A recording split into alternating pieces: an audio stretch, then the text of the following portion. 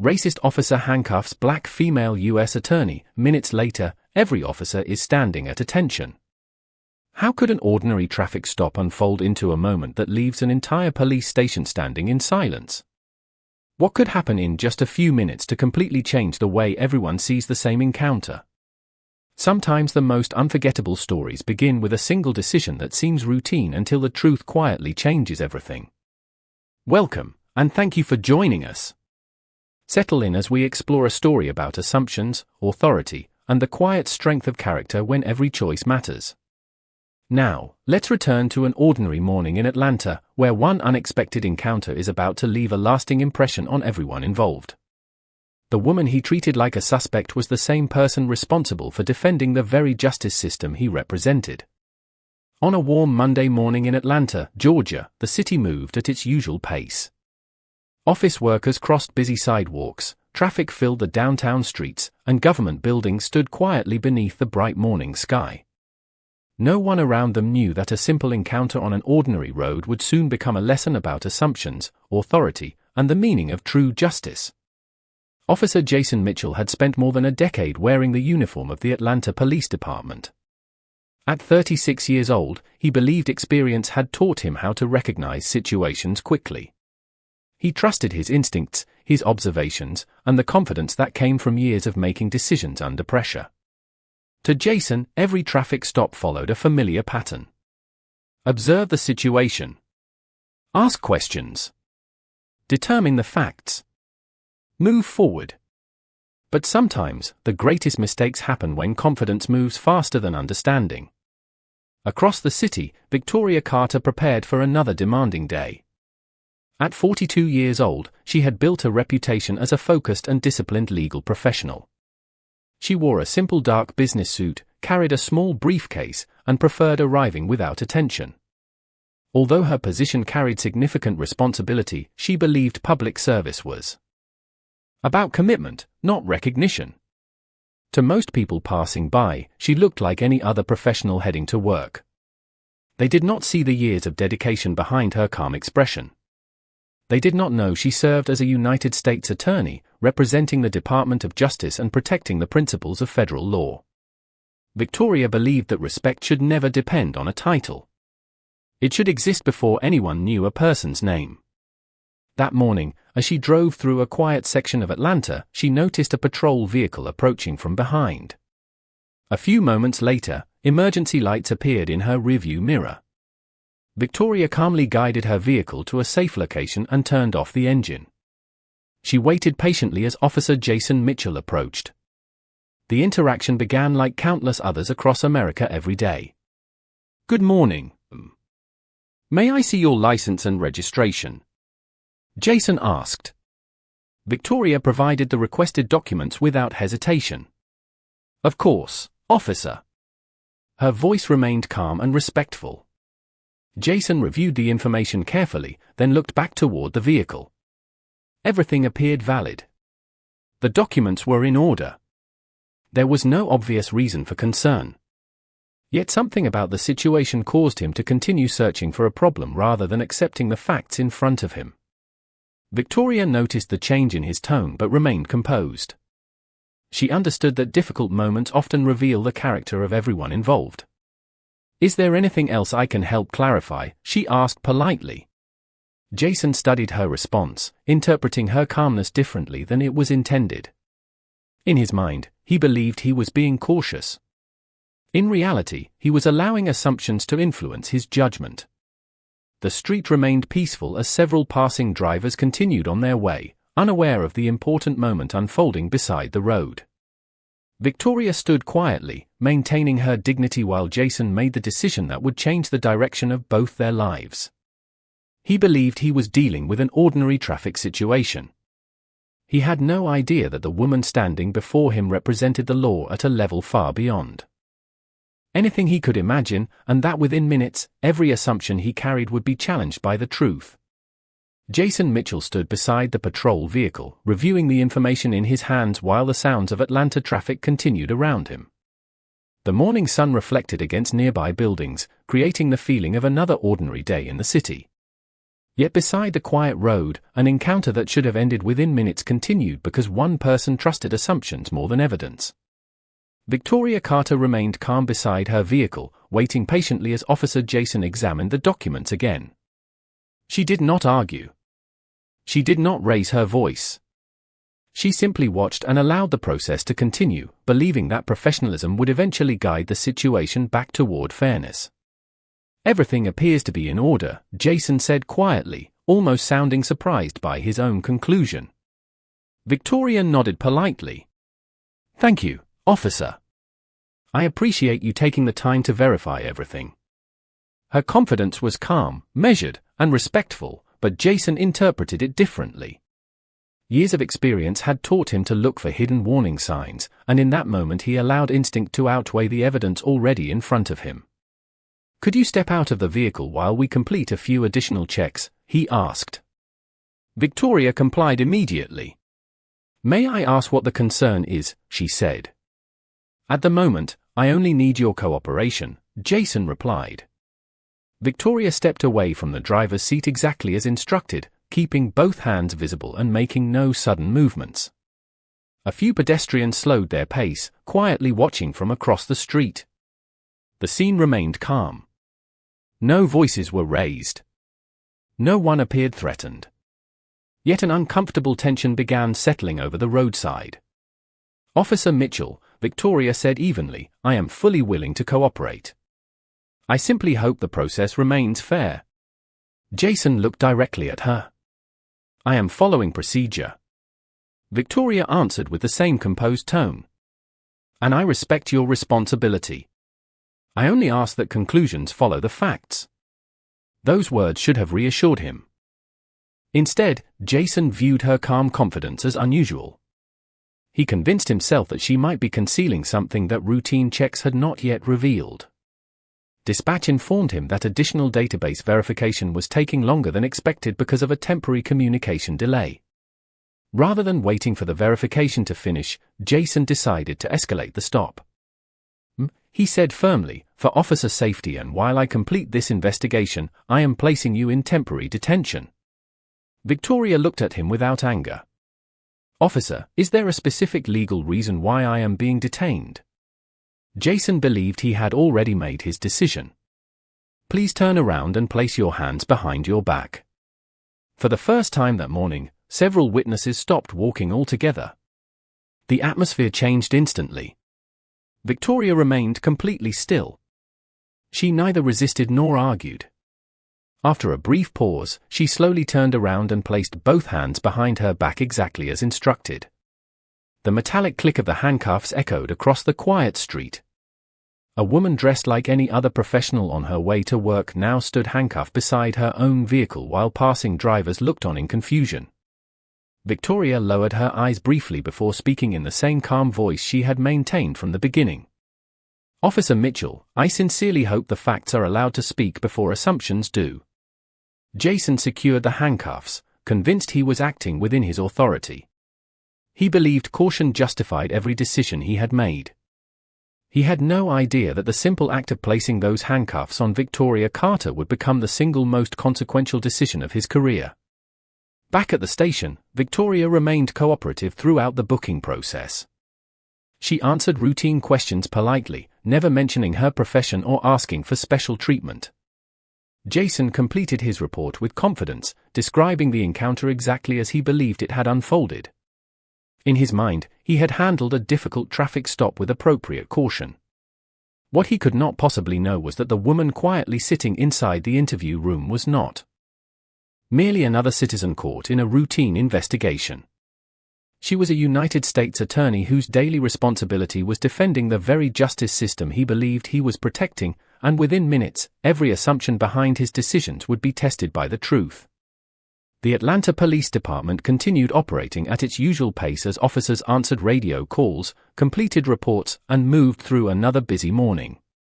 Inside a quiet interview room, Victoria Carter remained seated with the same composed expression she had maintained since the traffic stop. Although she was still wearing handcuffs, she showed no sign of panic or anger. She simply waited.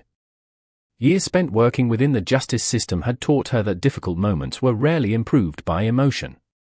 Facts, not frustration, ultimately determined the truth. Outside the room, Officer Jason Mitchell completed his report with confidence. Every sentence reflected what he believed had been a cautious and reasonable decision. In his mind, the detention had been justified until every unanswered question could be resolved. Sergeant Daniel Hayes reviewed the paperwork before looking toward Jason. "Walk me through this one," he said. Jason summarized the stop from beginning to end, emphasizing that Victoria's calm confidence had raised concerns that additional verification was necessary. Daniel listened carefully without interrupting. When Jason finished, the sergeant looked down at the documents once more. Her driver's license checks out. Registration is valid. Insurance is current. No warrants. No criminal history. What exactly are we still trying to verify? Jason hesitated. Something about the situation didn't feel right. Daniel looked back at him. Feeling isn't evidence. Jason remained silent. He still believed waiting for additional confirmation was the safest decision. Meanwhile, Victoria politely requested permission to make a phone call. Jason approved the request according to department procedure. Victoria accepted the phone without mentioning her position or displaying any frustration. She calmly dialed a number she knew by memory. "This is Victoria Carter," she said. "I am currently being detained by the Atlanta Police Department. I need my identity and current status confirmed through the appropriate channels." The voice on the other end immediately became serious. "Understood. Please remain where you are. We will verify everything through official procedure." "Thank you," Victoria replied before ending the call. She returned the phone and quietly resumed her seat. She never mentioned that she was a United States attorney. She never asked anyone to recognize her authority. She simply trusted the system she had spent her career defending. About 15 minutes later, the first call reached the front desk. It was not unusual by itself, but it requested immediate verification regarding an individual currently being detained. The dispatcher answered several routine questions before transferring the call to a supervisor. A few minutes later, another secure line rang. Then another. Officers exchanged curious glances as supervisors quietly stepped into separate offices. No one explained what was happening. Jason noticed the subtle change in the station's atmosphere. Conversations became shorter. Radio seemed quieter. Several supervisors began reviewing paperwork that had only recently been completed. "What's going on?" Jason asked one of the desk officers. "Not sure," the officer answered. "Someone is asking a lot of questions about your detainee." Jason frowned but remained confident that the verification process would ultimately support his decision. Then Lieutenant Sarah Reynolds walked briskly from her office holding a printed confirmation sheet. She stopped at the front desk and looked directly at Jason. "Officer Mitchell," she said calmly, "where are the handcuffs now?" Jason looked confused. "She's still secured in interview room 2. Sarah's expression changed almost imperceptibly. "Do not ask her any more questions," she instructed. "Do not move her. Do not remove the handcuffs until I receive final authorization." Jason stared at her, uncertain why a routine traffic stop had suddenly become the highest priority inside the building. Before anyone could explain further, the station's main entrance opened, and several senior officials walked inside with quiet confidence, each displaying federal credentials. The room gradually fell silent as every officer instinctively realized that whoever was sitting inside interview room 2 was far more important than anyone had imagined. The station remained unusually quiet as the federal officials walked toward the front desk with calm professionalism. No one rushed. No voices were raised. The only sound came from footsteps echoing across the polished floor. The senior official stopped in front of Lieutenant Sarah Reynolds and presented his Department of Justice credentials. "Good morning," he said. "We are here regarding Attorney Victoria Carter." Sarah reviewed the identification carefully before returning it with immediate respect. "Yes, sir. The official continued. Attorney Carter is a United States attorney assigned to the Department of Justice. We have confirmed her identity through official federal records. We also understand she is currently being detained. Sarah nodded once. She is in interview room 2. The official looked around the room before speaking again. We would appreciate resolving this matter professionally. Sarah turned toward the officers nearby. Her voice remained calm, but its authority was unmistakable. Remove the restraints immediately. Jason felt his stomach tighten. Only minutes earlier, he had personally secured the handcuffs around Victoria's wrists, convinced he was making the correct decision. Now, every assumption that had guided him since the traffic stop was collapsing. As Sarah and the federal officials approached interview room 2, several officers quietly stepped aside to clear the hallway. Jason followed a few steps behind, unable to believe how quickly the situation had changed. Sarah unlocked the interview room door. Victoria slowly stood as everyone entered. She remained exactly as she had been from the beginning, calm, composed, and dignified. Without hesitation, Sarah addressed her directly. Attorney Carter, on behalf of the Atlanta Police Department, I apologize for the circumstances surrounding your detention. Victoria offered a small nod. Thank you, Lieutenant. Sarah then turned toward Jason. Officer Mitchell. Jason stepped forward silently. Remove the handcuffs. His hands felt noticeably heavier as he reached for the keys on his duty belt. For the first time that morning, he avoided looking at Victoria's face. The metal cuffs unlocked with a soft click. Victoria gently lowered her hands without showing anger or satisfaction. She simply rubbed her wrists once before folding her hands in front of her. At that very moment, the senior Department of Justice official entered the room. Every uniformed officer present instinctively straightened their posture. As the official respectfully greeted Victoria with, "Good morning, Attorney Carter," the officers throughout the hallway and nearby offices quietly came to attention. Jason looked around in disbelief. The same woman he had treated like an ordinary suspect only minutes earlier was now being addressed with the professional respect reserved for one of the nation's senior federal prosecutors. The silence inside the station became almost overwhelming. No one had ordered the officers to stand that way. They did so because they understood the office Victoria represented and the responsibility she carried within the American justice system. Jason finally looked up and met Victoria's eyes. There was no anger in her expression. No desire to humiliate him. Only quiet disappointment and remarkable composure. "Officer Mitchell," she said gently, "authority is strongest when it is guided by evidence instead of assumption." Jason swallowed hard before answering. "Attorney Carter." "I was wrong." Victoria nodded slightly. "We all represent the same justice system.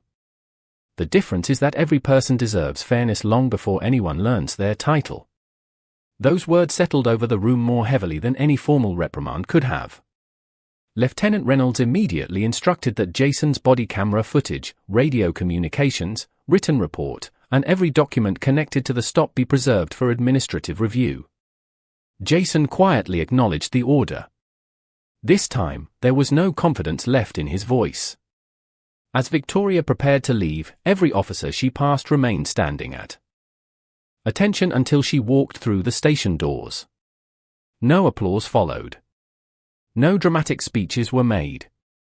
Only a profound silence remained behind.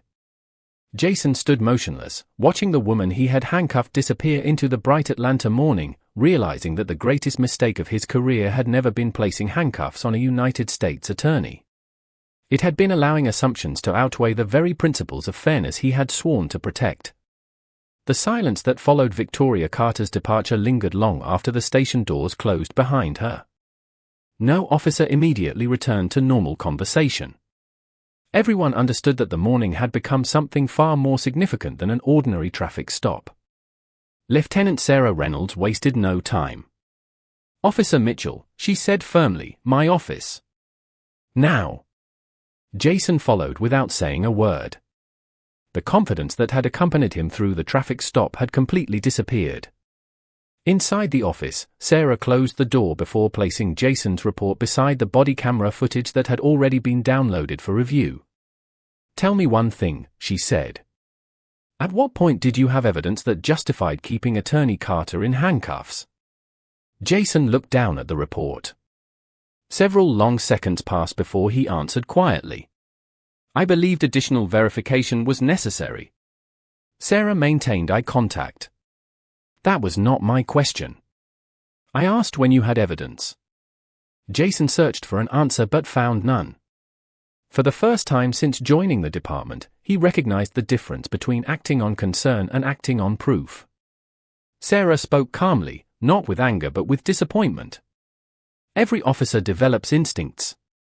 Good officers verify those instincts before taking away someone's freedom." Jason slowly nodded. "Yes, Lieutenant. Your body camera footage, radio traffic, written report, and every decision made during this stop will be reviewed by Internal Affairs. Until that process is complete, you will remain on administrative assignment." Jason accepted the decision without argument. He understood that the investigation was not punishment. It was accountability. Over. The following days, Internal Affairs examined every moment of the encounter. Investigators compared Jason's written report with the body camera footage, dispatch recordings, and department policy. They interviewed witnesses, supervisors, and officers who had been present inside the station. The review did not attempt to portray Jason as a malicious officer because nothing suggested that he had acted with personal hatred. Instead, the investigation focused on a more difficult question. How could an experienced officer make a series of legally significant decisions without sufficient objective evidence? The answer became increasingly clear. Assumptions had slowly replaced facts. Experience had gradually become overconfidence. Meanwhile, Victoria Carter declined every opportunity to publicly criticize the department. When asked whether she intended to pursue personal action against Officer Mitchell, she offered a simple response. Accountability is not about destroying someone's career. It is about strengthening public trust. Those words reached the Atlanta Police Department before the investigation was even complete. They surprised many officers, but they affected Jason more than anyone else. He had expected anger. He had expected humiliation. Instead, the person most affected by his decisions had chosen professionalism over revenge. Sitting alone at his desk after another administrative interview, Jason looked again at the report he had written on the morning of the traffic stop. This time he no longer saw a document defending his actions. He saw a record of every moment where certainty had quietly replaced evidence. And for the first time in his career, he understood that the most dangerous mistakes made by good officers were rarely driven by bad intentions. They were driven by unquestioned assumptions that felt true until the facts finally caught up with them. The investigation into the traffic stop reached its final stage, but the most important changes were happening beyond official reports and department meetings. For Officer Jason Mitchell, the review was no longer just a process required by the police department. It became a personal examination of every decision he had made that morning. Inside a quiet conference room at the Atlanta Police Department, Jason sat across from Lieutenant Sarah Reynolds and several supervisors reviewing the findings. The atmosphere remained professional and focused. No one was interested in creating unnecessary conflict. They wanted accuracy, improvement, and a better understanding of how trust between officers and citizens could be protected. The body camera footage played on the screen in front of them. Jason watched himself approach Victoria Carter's vehicle, ask questions, and continue the interaction after the available information had already provided clear answers. Seeing the situation from another perspective felt different. He noticed moments he had ignored before. He noticed Victoria's patience. He noticed her willingness to cooperate. He noticed that she had never attempted to avoid responsibility.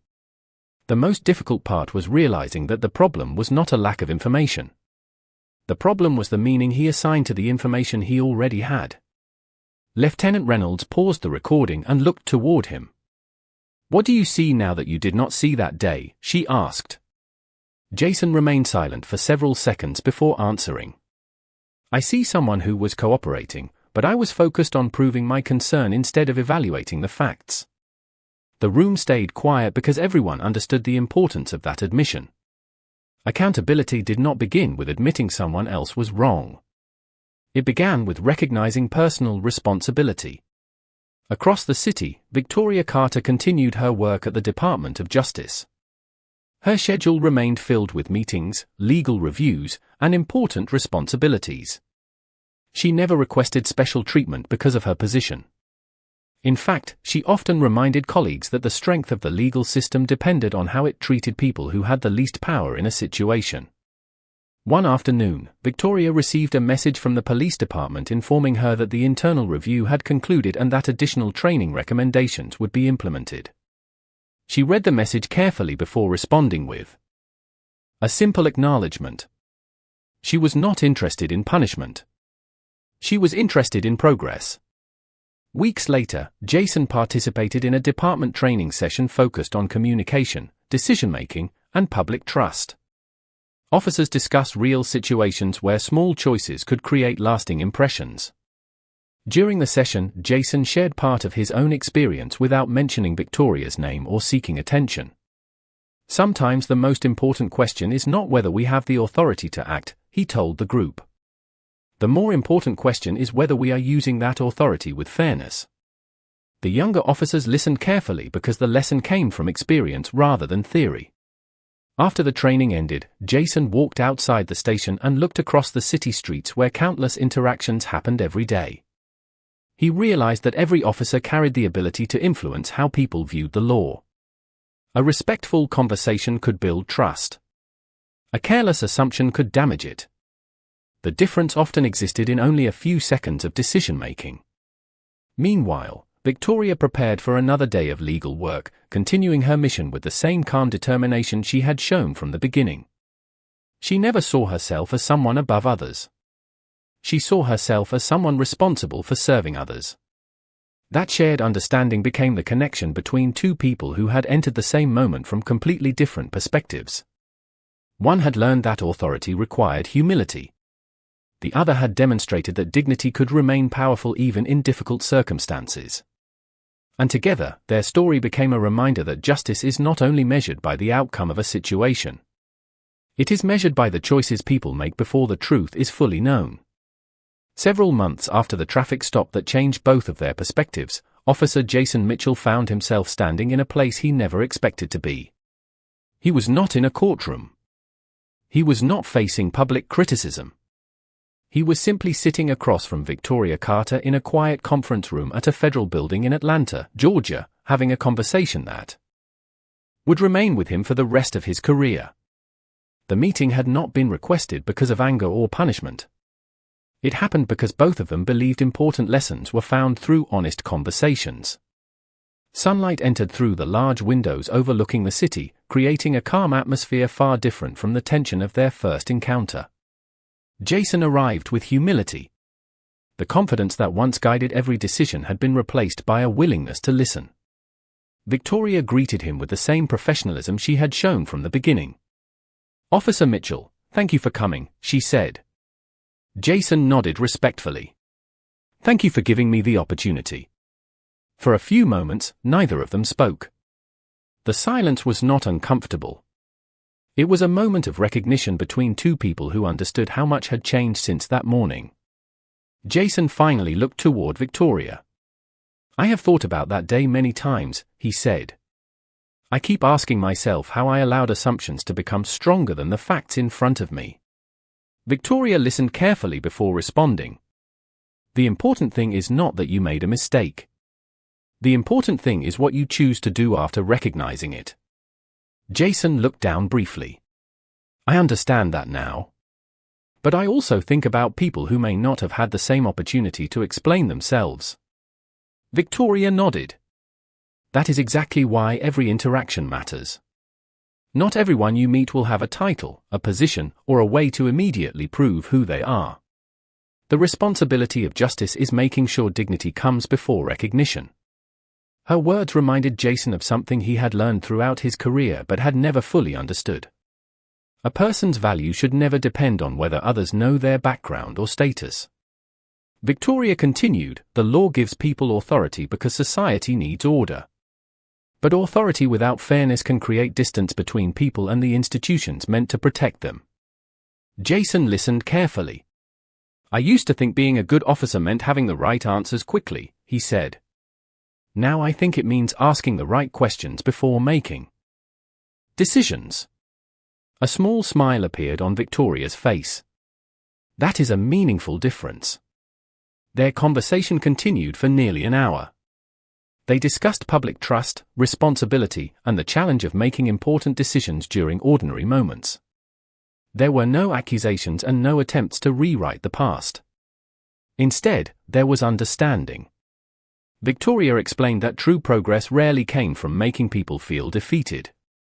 It came from creating opportunities for people to recognize their mistakes and choose a better path. Before leaving, Jason stood and extended his hand. I appreciate what you did, he said. You had every reason to make this harder for me, but you chose to teach instead. Victoria accepted his handshake and replied calmly. Everyone deserves the opportunity to grow when they are willing to learn. Jason left the building with a different understanding of his role. He realized that justice was not only about enforcing rules. It was about protecting the trust that allowed those rules to matter. Across the city, Victoria returned to her responsibilities at the Department of Justice, continuing her work with the same quiet dedication she had always shown.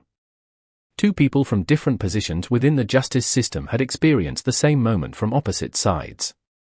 One learned that authority required humility.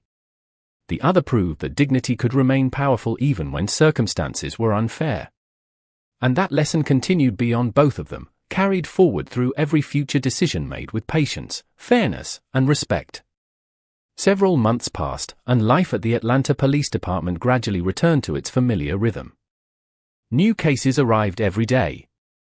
Officers answered calls, completed reports, and continued serving the city as they always had. Yet for Jason Mitchell, every shift now carried a quiet reminder of the morning that had changed the way he viewed his profession. One rainy afternoon, dispatch sent Jason and his partner to investigate a report of a suspicious man sitting alone inside a parked vehicle outside a neighborhood bank. A caller had claimed the man had been watching customers for nearly an hour and might be preparing to commit a crime. When Jason arrived, several people pointed toward an older African-American man quietly reading documents inside his car. Jason's younger partner immediately reached for the patrol car door. We should get him out of the vehicle, the rookie said. Jason looked at the scene for several seconds before responding. Not yet. Let's gather the facts first. The younger officer appeared surprised. What if he is planning something? Jason answered calmly. Then the evidence will tell us. We are not here to investigate assumptions. Instead of approaching with commands, Jason walked toward the vehicle with a relaxed posture and greeted the man politely. Good afternoon, sir. I am Officer Mitchell. We received a call because someone was concerned about your safety. Would you mind telling me what brings you here today? The man smiled politely and held up a folder filled with financial documents. My wife is inside the bank meeting with a loan officer. I promised I would stay out here and organize our paperwork while I waited. Jason glanced through the windshield and noticed neatly arranged mortgage papers, insurance forms, and handwritten notes covering the passenger seat. A few moments later, the man's wife walked out of the bank carrying additional documents and immediately confirmed his explanation. The entire encounter had lasted less than 3 minutes. As the couple drove away, Jason's partner looked embarrassed. I was ready to pull him out of the car, he admitted. Jason nodded thoughtfully. A few months ago, I probably would have done the same thing. The rookie looked at him with curiosity. Jason continued, experience teaches you to notice unusual situations. Wisdom teaches you to verify them before taking away someone's dignity. The younger officer remained silent, understanding that the lesson came from personal experience rather than theory. Later that evening, Lieutenant Sarah Reynolds reviewed the body camera footage as part of a routine quality assessment. After watching the encounter, she looked at Jason and offered a small smile. Good decision, she said. Jason simply nodded. He knew the compliment was not about solving the call. It was about how he had chosen to approach it. Across the city, Victoria Carter continued serving as a United States attorney with the same professionalism that had defined her throughout her career, never knowing that the encounter months earlier had quietly reshaped the judgment of one officer and influenced the next generation learning beside him. As Jason finished his shift and looked across the Atlanta skyline, he realized that true growth was rarely measured by the mistakes people made. It was measured by the decisions they made when life gave them another opportunity to choose differently. 1 year after the morning that changed the way Officer Jason Mitchell viewed his responsibility, the streets of Atlanta continued moving just as they always had. People walked through busy intersections, families traveled across the city, and officers continued answering calls every day. To most people, everything looked normal. But inside the lives of those who had experienced that moment, something important had changed forever. Jason stood outside the police department after completing another shift, watching the city lights reflect against the streets. He thought about the person he had been before that encounter and the officer he had become afterward. He still carried the same badge. He still wore the same uniform. But he no longer viewed authority as something that separated him from the people he served. He saw it as a responsibility that connected him to them. Earlier that day, Jason had spoken with a group of new officers joining the department. He shared lessons from his years of experience, but he focused less on procedures and more on principles. People will remember the moment they met you long after they forget the details of the situation, he told them. Make sure they remember that you treated them with respect. The young officers listened carefully because they understood that these words came from someone who had learned through experience. Jason never described himself as perfect. Instead, he explained that growth came from recognizing moments when improvement was needed. Across the city, Victoria Carter continued her work as a United States attorney, handling important legal responsibilities while remaining committed to the same values she had always followed. She continued meeting with community leaders, legal professionals, and public servants to discuss the importance of fairness and trust. Although many people respected her position, Victoria never believed her title made her more valuable than anyone else. She believed it created a greater responsibility to protect the dignity of others. Months later, Jason and Victoria crossed paths again at a public service event focused on strengthening relationships between law enforcement and communities. The meeting was brief, but the meaning behind it was powerful. Jason approached her with genuine appreciation.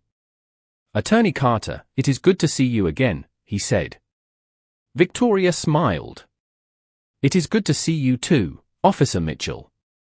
They spoke for a few moments about their shared understanding of service. Jason thanked her for the lesson she had given him during their first encounter. Victoria responded with the same calm wisdom she had shown from the beginning. The most important moments in life are often the ones that challenge us to become better. As they looked across the room filled with officers, community members, and public servants, both understood how far the journey had gone. Their story was never truly about one traffic stop. It was about what happened afterward. It was about whether people choose pride or reflection, judgment or understanding, power or responsibility. Jason had learned that a badge could open doors, but character determined what happened after entering them. Victoria had shown that dignity did not require anger to be powerful. Sometimes the strongest response to unfairness was patience, truth, and the courage to let justice speak for itself. As the evening ended, they went separate ways. Victoria returned to her work protecting the principles of law. Jason returned to his duty serving the community. They carried different responsibilities, but they shared the same belief. Justice was not measured by who had the highest position or the most authority. It was measured by how people treated one another. When no one knew what title stood behind a name. And in the end, the greatest lesson was simple. A person may recognize power when they see a badge or a position, but true justice begins when people recognize the humanity standing in front of them.